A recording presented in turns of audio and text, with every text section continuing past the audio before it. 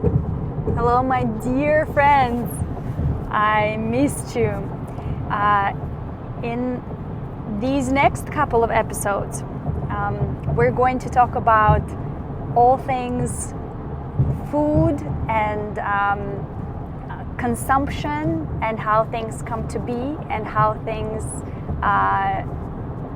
transform, transmute, decompose. And most of the episodes are going to be long. So if you find them to be somewhat interesting, I'm not going to have an entire episode available on Instagram, but you can follow me on YouTube and watch the entire however long episode without any interruptions. And I am on my way back to the forest. I just spent my week with my children, and now they're going to their dads, so I have this time to travel and learn. And my mom is not available this time, which is I'm very sorry that she's not, because it was really cool to have her and to have someone to bounce off the ideas. But we're gonna try to come up with a way. By the way, if any one of you knows a good way of how we can record two-way conversations through a phone call, like record a phone call that maybe what is it called?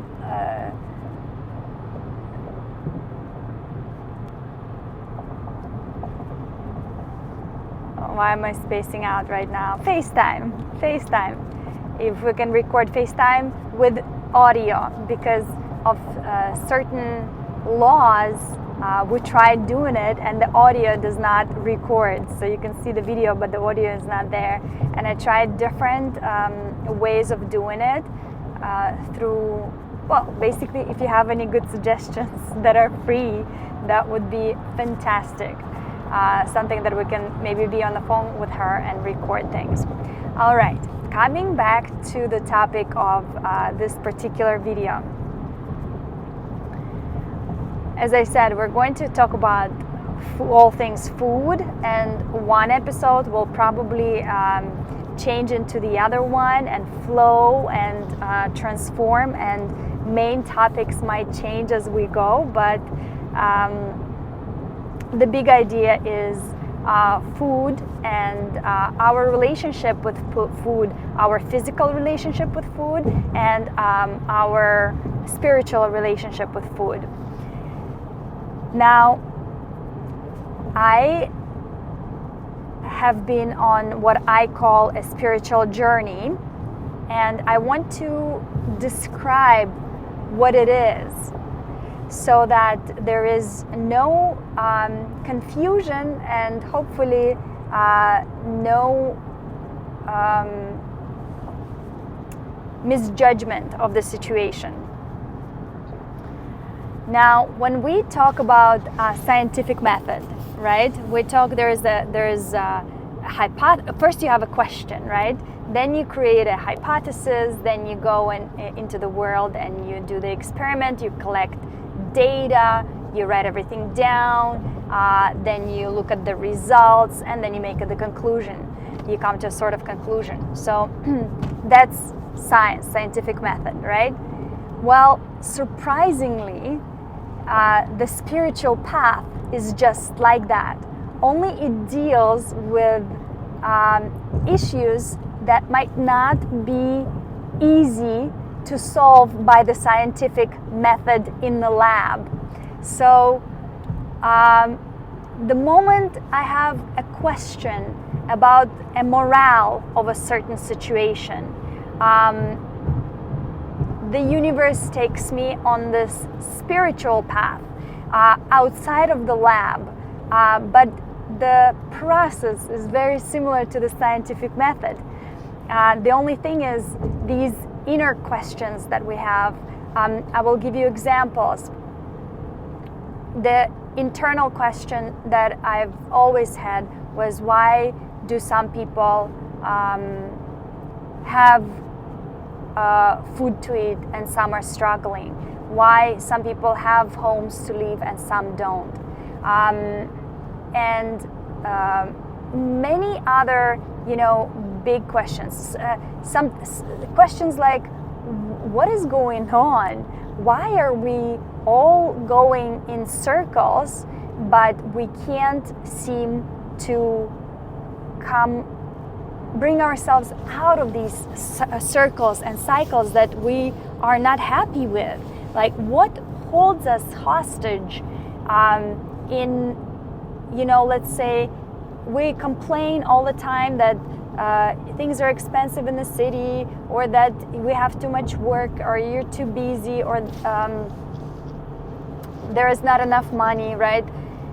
Yet instead of stopping everything, like just a dead stop and like redoing everything from scratch, we just continue going down the same road and complaining.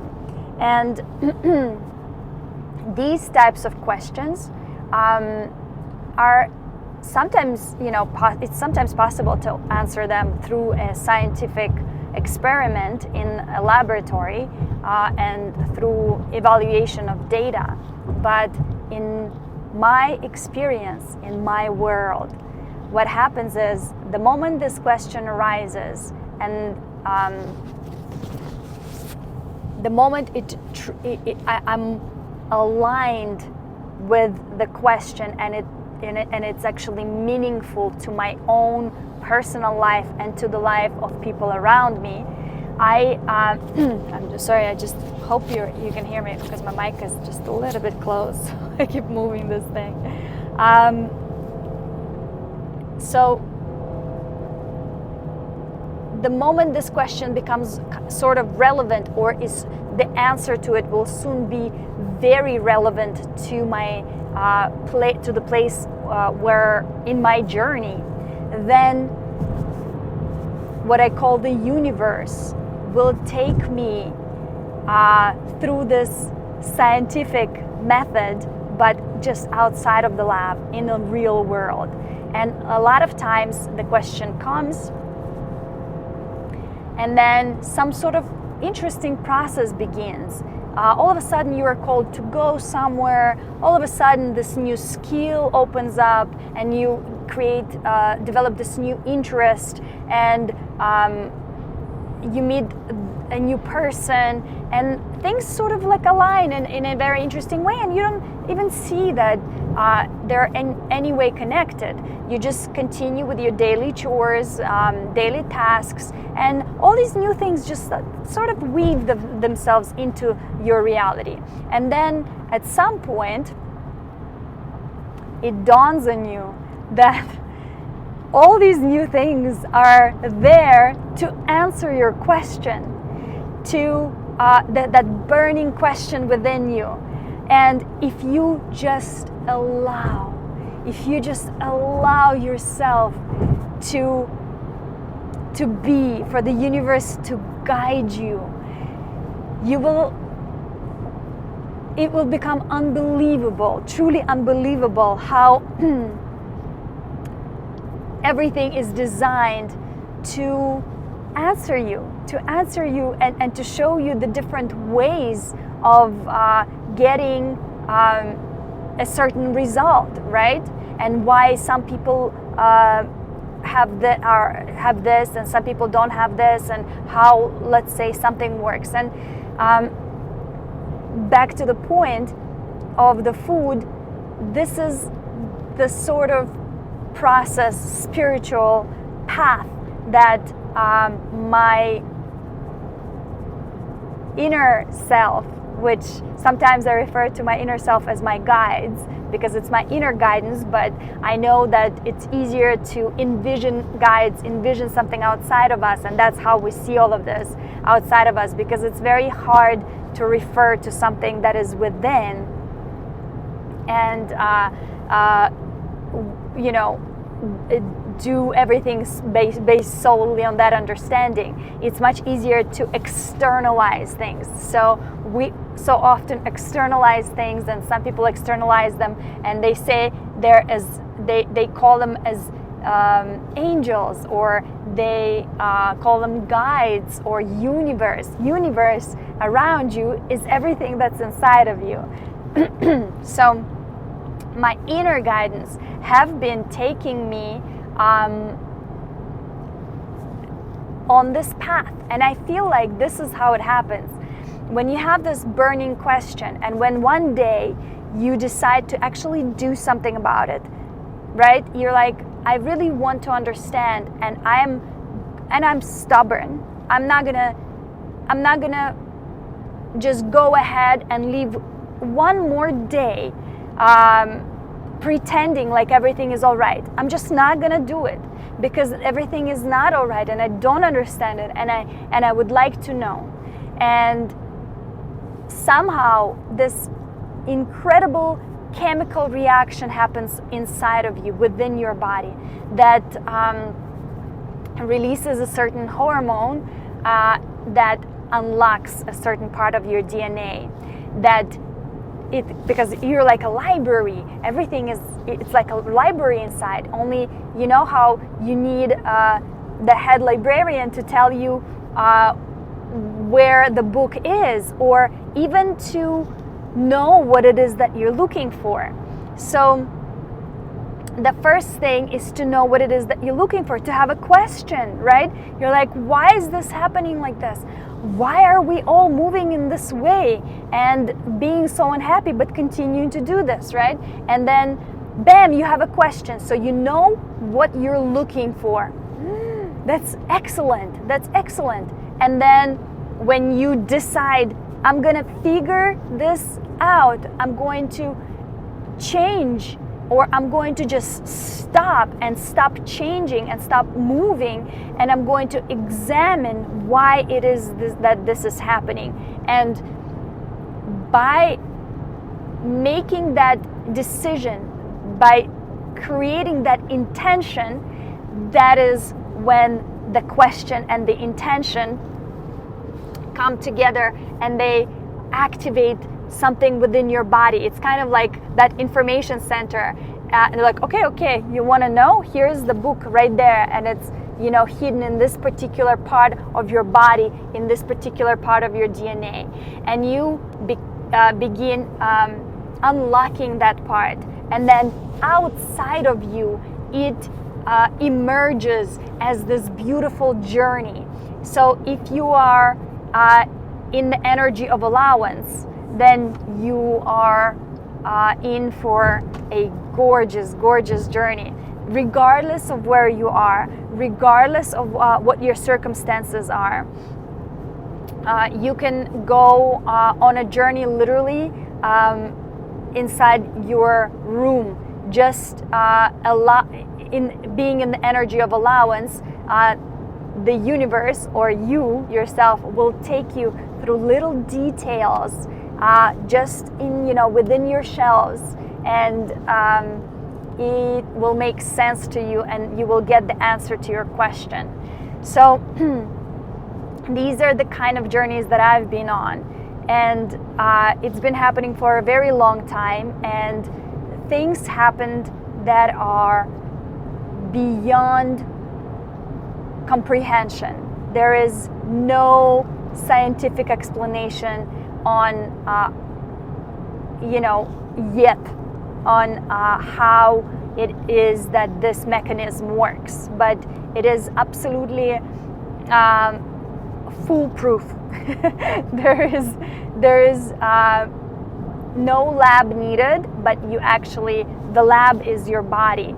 It's just clearing out your body and then listening to little feelings inside, your inner guidance, right? Oh, this is right, this is a part of it, this is wrong, or just allowing the universe to take you and not directing anything at all. Several ways of doing it. For a different path, there is a different way, and you will see why.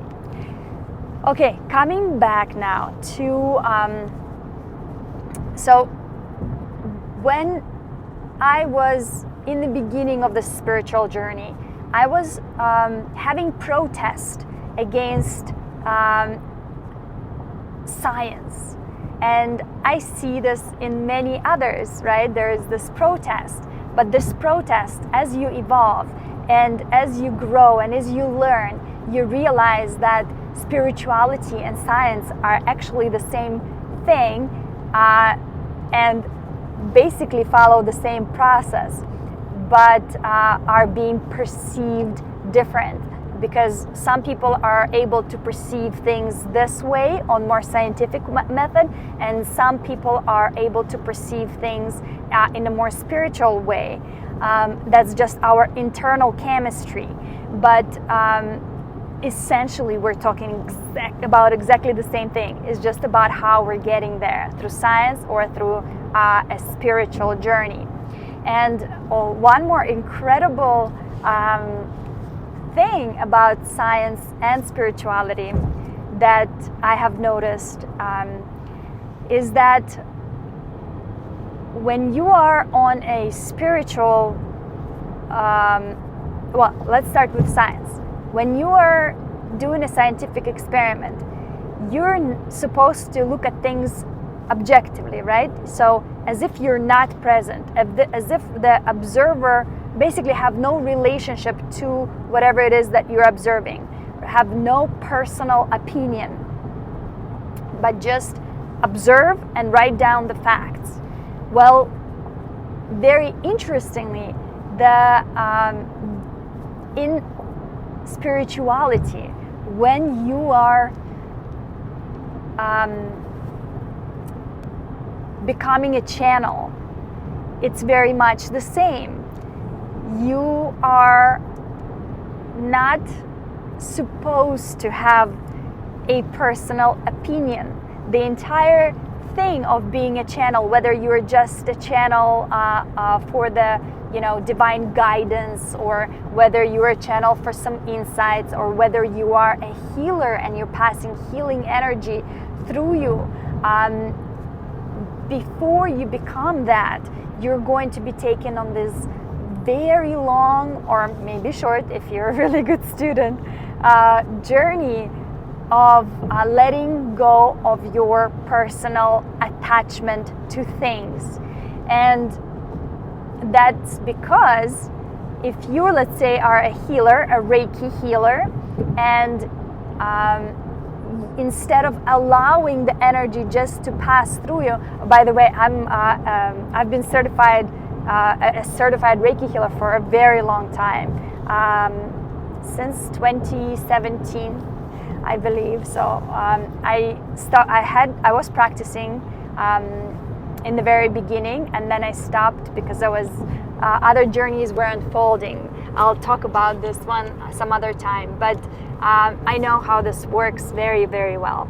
So when you are a Reiki healer, and let's say you have a person that came to you for a healing, if even for a moment you attach yourself to this person and decide, or to whatever is happening, to the happening of the healing, and you wish this person health, then or you wish to heal a specific part of the body or a specific problem, you just attached yourself to that person's energy, and from now on there's going to be only energetic exchange circulating between the two of you. So instead of the universal energy passing through you, leaving through your hands, and doing whatever it needs to do, because it knows best, it knows beyond your opinion what needs to be done. Because a lot of times you would think that it's one thing, that it's a pain in the shoulder, but it's actually a misalignment in an ankle somewhere, or whatever, many other examples. I know you understand what I mean. But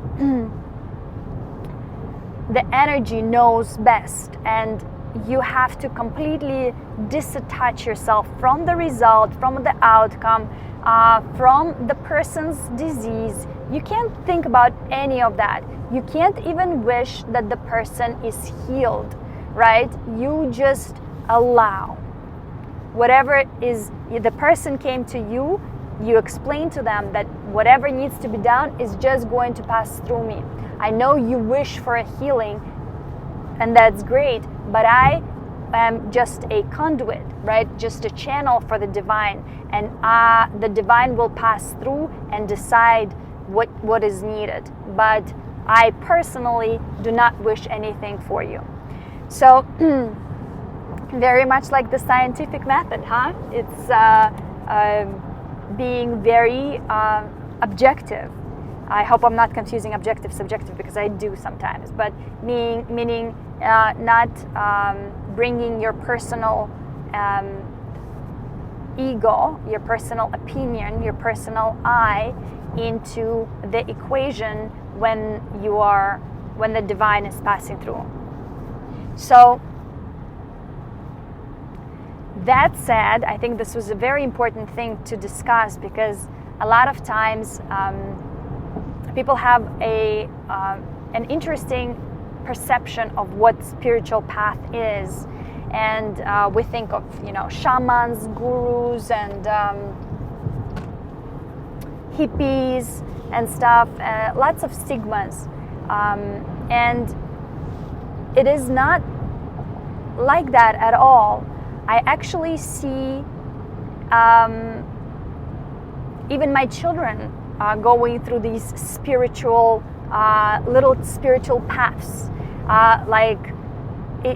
They're just not aware of what's going on yet. But a lot of times they will do something, and I'm sure you will notice that too if you have children. They will do something, and you tell them, okay, well, you're not supposed to do that, or this is not the best way, because you wouldn't want this to be done to them, to you, right? Always treat others like you would want to be treated yourself. And a lot of times our voice doesn't particularly activate anything within them, right? They're like, oh yeah, whatever mom says is blah blah blah blah blah. It's just this one long sound. But then I noticed that, and they're such quick manifestors, it turns around right away. Something happens where they are being mistreated in that same way. And mistreated is a big word. There are little things, like let's say somebody asks you to reach something because they can't, and you're like, nah, I'm not gonna do that. And then all of a sudden you can't reach yourself or something, and you have to ask others for help. But at this point, it's kind of like you just didn't help that person. So these things, they occur all the time. Even with kids, they're all around these spiritual paths, right? Alongside the scientific way, there is that spiritual path. And some of us just dive a little bit deeper into it, where are more aware of it, and we allow it to be. So coming back to food now, and in this specific episode, I would like to talk about specifically decay, and this is how we're going to start. On this spiritual path and on this physical path, I have gone through so many offshoots when it comes to food and diet. I've tried it all. Overall, I would say that it comes into this one big, it's under this one big umbrella of consumption, right? Consumption, and then there is food. It's the thing that we do every day, many times a day, and then it's a thing that most of us struggle with or love. It's like this love-hate relationship throughout our whole life. So I think that this specific topic deserves many episodes. And for me, it went something like this. When I was about 23, 24 maybe, somewhere around that age, I always ate very healthy. It was very important to me, meaning it was not important to me. I take those words back. In the beginning, because I was growing up in Belarus, I was eating healthy because that's what we had, despite Chernobyl and all the food that's supposed to be contaminated. I believe that I grew up eating very healthy. I ate things from farmers market all the time. That's where we got most of our food. My grandma cooked, and we never had too much food, so you could never overeat. Everything was portioned, and food was expensive. That was the most expensive thing that we had. So I never had too many sweets and none of that. It was never like, oh, we have extra food. It's like, well, you eat what you eat, and that's that. And then I remember we had a lady who would come. She worked in the candy factory in Minsk, and she would bring candy, and even that would be hidden and then portioned. Like you'll get one candy every day or so. And I remember coming to my friend Masha's house, and she had a little bowl of candy standing in her kitchen, just a bowl like of Grillyash and Mashenka and Medvedь. It's a Belочка. It's all these delicious Russian candy, and she wasn't eating them, and I was like, oh my God, I'm surprised. How is she not eating the candy right away? Because that's all I can think about. Looking at that candy, being there, that all available and stuff, I would eat them all, right? But I knew that would not be polite. But that was the entire time I was there. I was thinking, how come they can do this? How come they can have this bowl of candy there? And how can I have it? When are they gonna ask if I want some? Because I want some. So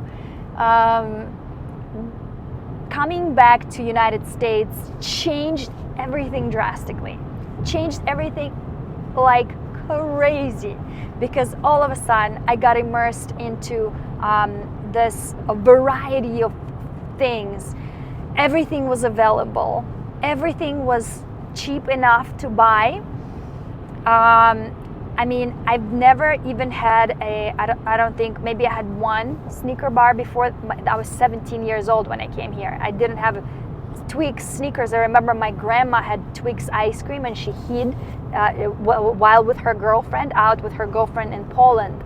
They went to Poland for something. She hid the wrapper somewhere in her shirt or something, and I found the wrapper and I saw it, and I came to her. I said, Babushka, you had Twix? And she was like, yeah, me and my girlfriend, I forgot her name, Irina, I think. She had this and I had that, and it was really good, and we couldn't, it was ice cream, we couldn't bring it to you. But I was devastated. Because I didn't get to try it. And then when I came here on the way to school in New York, I could stop. My mom would give me like $20 for several days, and I was able to stop and get Snicker bars and Twix, and I could try everything, and I could afford it. And it was crazy. It was crazy. I could have pizza. Pizza was one of the most expensive things in Minsk. There was one cafe that was serving it in the center of the town. And it was the fancy place. And here I could have pizza any minute I want, and then I could have Chinese the next day, and then Japanese the next day. Oh my God, I got immersed into this new ability of mine to be able to buy any food I want. It's important to mention that, of course, a lot of this food was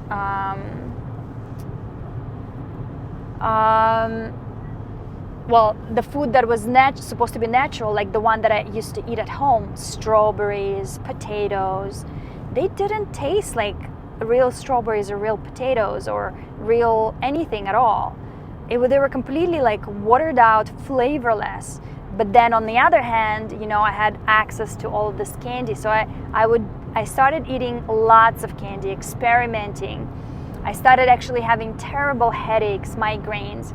My acne just flared up. If you would see my pictures when I was on my graduation, you can't see my face. It's just all acne.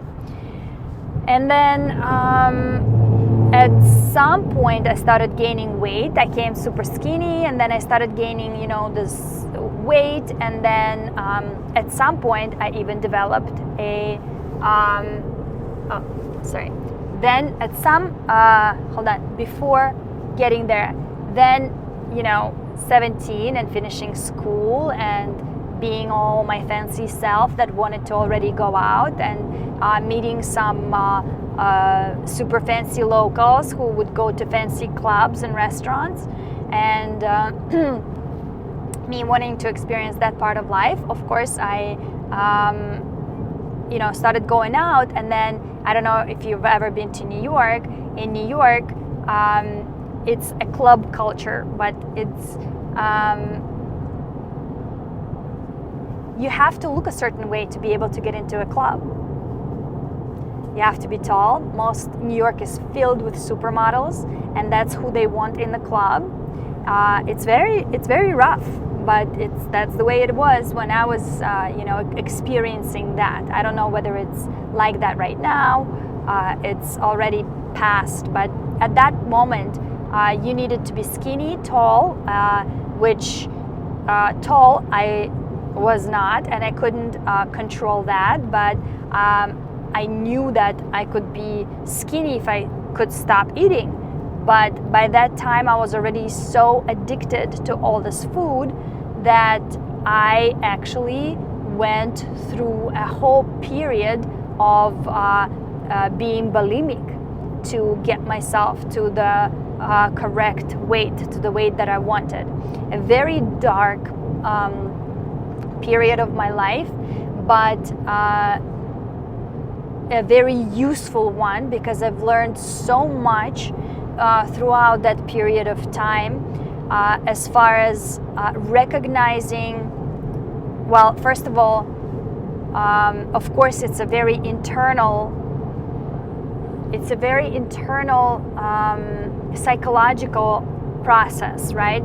Because you know when you're doing something wrong, that you're not supposed to do it, yet you cannot stop, right? And it goes like that for every addiction that I battled, and I battled a lot of addictions. So this addiction to food, and then addiction to this disorder, food eating disorder, was one of the hardest ones. That, well, all of them were hard, but it's one of those things that by going through it, I can very much recognize the signs of it within myself and others ever since. So it is a very valuable knowledge, and I'll explain to you why maybe in another episode. I think it deserves its own episode, so we'll talk about that. But then I thankfully came on top of that to then see how many people are actually going through that, because things are just so available, and things are filled with these things that make you addicted to them. And it's very hard to say no, very hard to say no. And when you also realize that whatever money that you have is not enough for like certain things, but it's always enough for this cheap food, then it becomes sort of your extravaganza. That's where you can feel like, oh, you can have. It's one of those things you can have. So you're gonna go and explore it. And you know, it's very, very intricate how this mechanism works. But I'm extremely thankful for having been able to experience this lesson and come out on top. Now, after that, I became very healthy. After battling that, I became very healthy. I realized that in order to be at my optimum weight, I actually just need to stop eating all that bad stuff, and I actually need to eat healthy foods. So I started with Mediterranean diet, and then I went through phases of being completely vegan, completely vegetarian, then completely vegan, and then completely raw. And with that, I've gained actually so much love and so much skill for the food that I was actually working in restaurants or working with people making food for sale, raw stuff, raw vegan wraps. I was really good at making certain things. I had an incredible menu that I actually still have a diary that I just found with all the recipes, and I can't wait to make them again. Coming back to now, today, and this very interesting trend of letting go of food altogether. So it's called autonomy in Russian. I'm not sure how you would call it in English, but basically becoming completely autonomous, meaning not relying at all on food, water, or sleep. And people go through these 3-day, then 11-day, 40-day fasts that you're not eating, you're not drinking even a sip of water. You're basically shutting down your metabolism altogether to achieve this autonomous, basically to fight hunger within, and to prove to yourself that, to prove to your mind that it's all the body does not need all of those things to survive, and that to fight the fear of hunger, basically. So people do it for many other reasons, to take down inflammation, to get more clear, to fight some very serious health issues, and a lot of them succeed, and some die. Some actually become fully autonomous, and they eat prana. And there are a lot of those people. There is, I believe, a prana eaters conference in Italy. So that's how many people there are, that they can actually have a gathering. So it sounds like they're not eating anything. There's this one lady that describes the process as well, you're thinking that you need to eat solid food or that it has to come through the mouth, but your entire body actually can eat that same food, but through the ethers. So let's say through the smells, or it can absorb moisture that is inside the air, and you will get just as much, exactly the amount of water that you need. And of course, all of these incredible discoveries, because there's this one lady, she hasn't been eating for 3 or 4 years now, or drinking. She just doesn't need it. She fixed herself in many ways. There's scientists that are studying her, and there are many people like her, basically. So you don't know about them until you decide to experience that, to try and do a long-term fasting that will not and not do any food or water, and maybe no sleep. So my journey has taken me there. It has taken me there through another process, a process where I was first juicing, and then it just came naturally that I decided to explore further, deeper, and try fasting. And I tried cascade fasting, fasting 1 day and then 1 day eating, then fasting 2 days, 1 day eating, and so on, and then coming back to 1 day. Basically, this is as much as I've been able to do so far, but I can tell you that I love the way my body feels. I love the way my mind feels, my emotions, everything becomes so balanced when I don't eat. And then when I introduce food, and this is something that I've been struggling with throughout the transitions. Basically, my transitions are terrible for now, and I'm working on them because it's a process. For me, everything is a long process.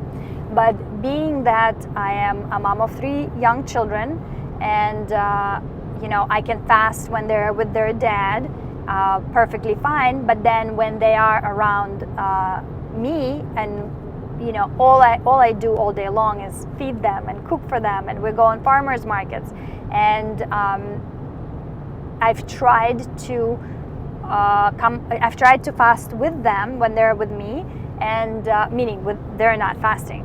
I was fasting while they were with me, and one time it worked out perfectly. This one day I was absolutely not eating or drinking at all, feeling great. Second day I was not eating, drinking, feeling great, up until we went to a park and decided to ride our mountain bikes in nature, basically, in the national park. And that's when I realized that if I don't eat something right that moment, that I don't know what's going to happen, because I was not feeling well. So I was exerting too much energy for fasting. I shouldn't have been riding a bike up the hill without any food or water in my system at 90-degree weather. So right away, I already knew that could happen. So I'm always very flexible with myself. I had stuff for the kids and for myself in the backpack. So right away I had a little bit of nectarine, and my sugar went up. I was able to complete our day without a hitch. And then at other times, it's just impossible not to try what you're making for them, or also just seeing them eat something so delicious like a Porto's cheese roll, and I'm like, what, I don't even eat cheese or pastry. I haven't been for a long time, but sometimes our auras are so intertwined, our energies are so intertwined, that I'm being pulled into it, and I eat whatever my body desires, because I know that when they go to their dad, I'm going to be able to fast, I'm going to be able to concentrate, focus on that, but I'm allowing my body to go with the flow. So far, I think I can do better with my transitions, meaning when I transition, instead of being like, oh, okay, today's the day that I'm allowing myself to eat whatever, I actually now that I'm fasting, it's this interesting forgiveness mechanism in your head. Because you fasted like 2-3 days before, you're like, okay, well, I can have pretty much anything now. So I feel like that's a little bit of a yo-yoing, because you're like, well, I'm so good that I deserve all of this now. That's a little bit of an unhealthy yo-yoing, and I'm working on having a transitional mono day. So I pick, let's say, like just carrot juice again, or grapefruits, or something, 1 or 2 ingredients that whenever I'm reintroducing food, I'm doing it in like a healthier way, and not just going from not eating to eating portos. So besides, before introducing fasting into my daily life, I believe I didn't crave portos. I didn't crave anything. My body was already so clean because I was juicing for a couple of months, and then I was on mono diet. I wasn't craving all these things, and now somehow, because of this fasting, because I'm not yet trained well in consuming through my skin, or consuming the prana, or working with prana, I sometimes feel a little bit of a deprivation towards the end, and that's when I'm like, okay, I'm gonna allow myself to eat, and then you just go, I want to eat all of this. So that's something to work on. And then I think here comes a very, very, very important point that I want to develop, that has to do with the fasting in the first place. It's a big one. So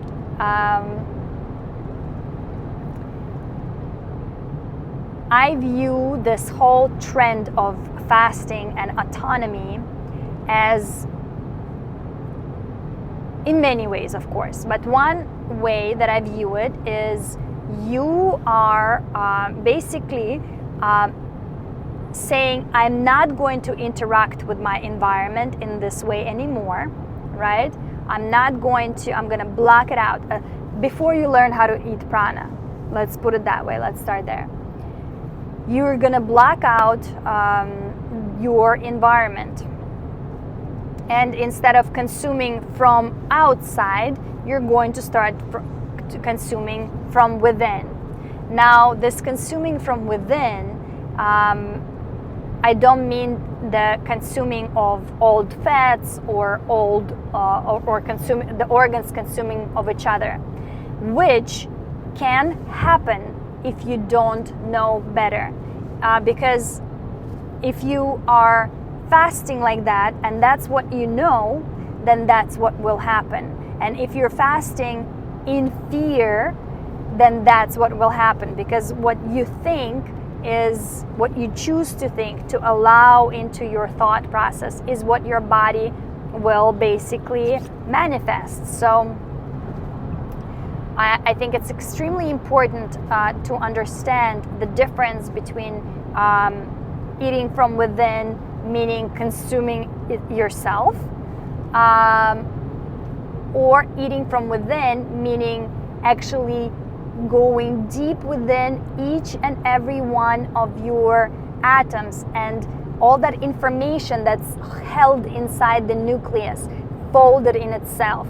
Or it's kind of like a well of information, right? A black hole within each and every one of your cells that has infinite information, infinite worlds within it.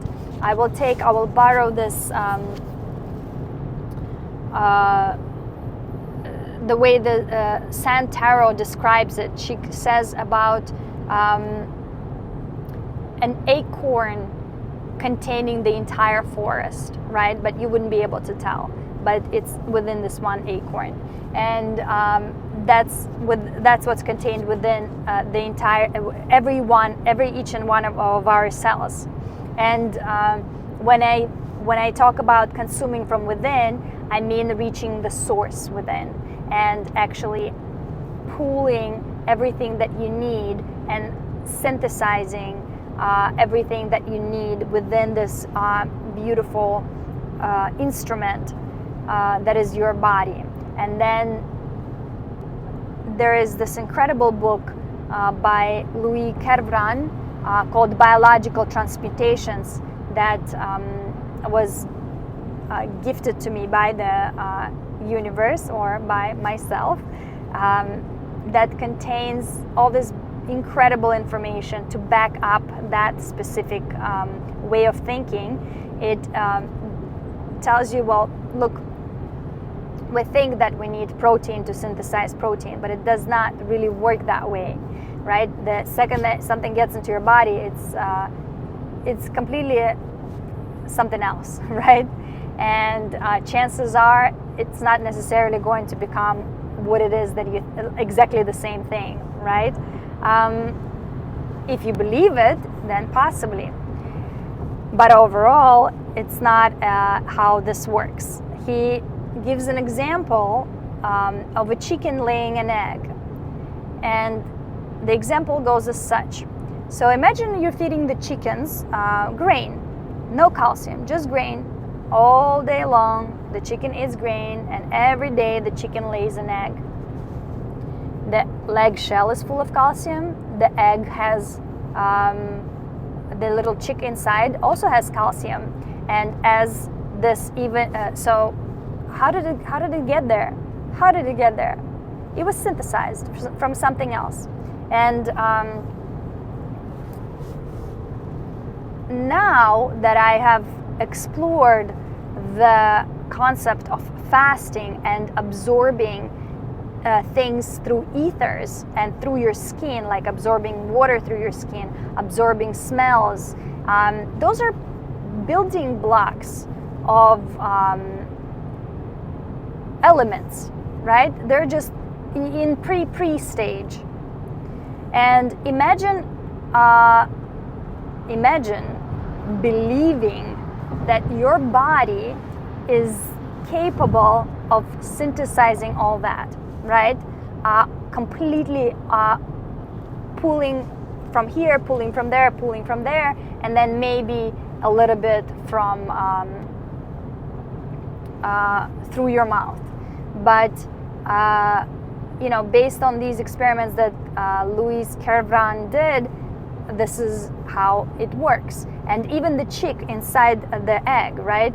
It starts as just like a yolk, and then nothing is going inside that egg, and somehow it synthesizes into a full adult chick that is full of all sorts of elements, including calcium. How did that even happen, right? It's not like a baby that is connected to the mom via the cord, right? When you're like, okay, well, whatever mom eats gets through the cord. It's something else. It's some other information that is being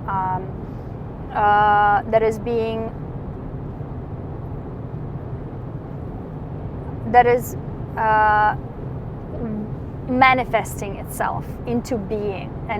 Some sort of information that is encoded within the egg that is just making itself into being, regardless of what comes in from the outside world or doesn't come in from the outside world. So a lot of things are, in a way, I think, work that way. And by trying these mono diets that I've been on and feeling better than I've ever felt, I think the best I've ever felt so far were the after 1.5 day of not eating, not drinking. I also felt the best when I was juicing for like a week straight. It was just single carrot juice, and at that time I was craving it. My body was happy with it, and I was full of energy. I'm very healthy. I don't know what else to say. It's very simple like that. I know the difference because I've been playing with the concept of different diets throughout my whole life. And then one more important thing, I think this is important to mention, that this also was a spiritual journey for me. Meaning the question I had was this, because I was teaching Pilates, and I've had a lot of clients, and most of my clients, 99% of my clients that were in my home studio and then in the studios that I've worked, they have all complained about their belly. And no matter how hard we're working on their core, no matter, anything, at some point, women and men, at some point in their life, they just get this little gut, and they cannot escape it no matter what they do. And I had that question. I'm like, well, I'm feeling that too. I'm reaching a certain age. I'm pre-menopause age, but I feel that no matter how little I eat, that it's just blows up my stomach. Like something happened to the lining of my tummy, to the inner lining, that it is no longer elastic, that it lost elasticity of some sort. And the nagging feeling inside my head is that because we're not supposed to eat at this age, because we're no longer building our body. That's my intuitive knowing, right? I will never teach it to anybody because I've never tried not eating for a long period of time. But intuitively, that's how I feel, that until a certain age in our life, we're eating flesh because we're building flesh. It makes sense to consume density, to create some sort of density, plotность, and that we're supposed to let it go at some point. At some point, we need to be going through a spiritual process. We need to realize that we can. That we don't need things from the outside world, that everything is within, and that we can pull and know how to pull into that information and be fed by whatever is available to us within ourselves. And somehow this process of us getting there, of understanding that that's how this works, somehow how this process is interrupted. And most of us never get to this place, right? Only through some bad experiences, some bad diseases, like like you'll get diagnosis of cancer right away, they'll put you on the juices and you will do it and you'll feel better, right? But we should be getting there that way. We should be getting there at least onto mono diet or liquid diet, to simplify, to let our body rest, because our stomach has been working already for like 40 years till then, and it's time to just let that go and eat, nurture our body in other ways. That's my internal knowing. There is no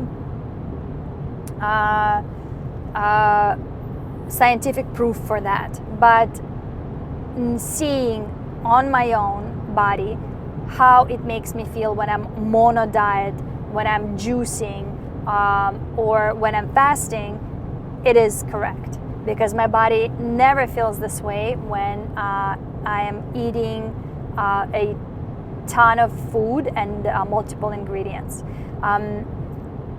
This will actually bring me to another point, which I will make a new video about, and that is energy. So how do you get your energy? Well, energy is always there. We're actually we don't know what to do with all of our energy. Therefore, we eat and sleep to waste this energy on something else. Because we maybe just don't have inspiration to use up all this natural energy that we have. So I would say that sex, sleep, food are three things that are quick and sure ways to get rid of the energy the extra energy that we have before it begins to spoil, or before it begins to, I don't know, maybe transform into something inside. So another episode, another about that will be another episode. So coming back to the idea of fasting, mono diet, and eating and juicing, there is another thing. So while I'm exploring all these paths and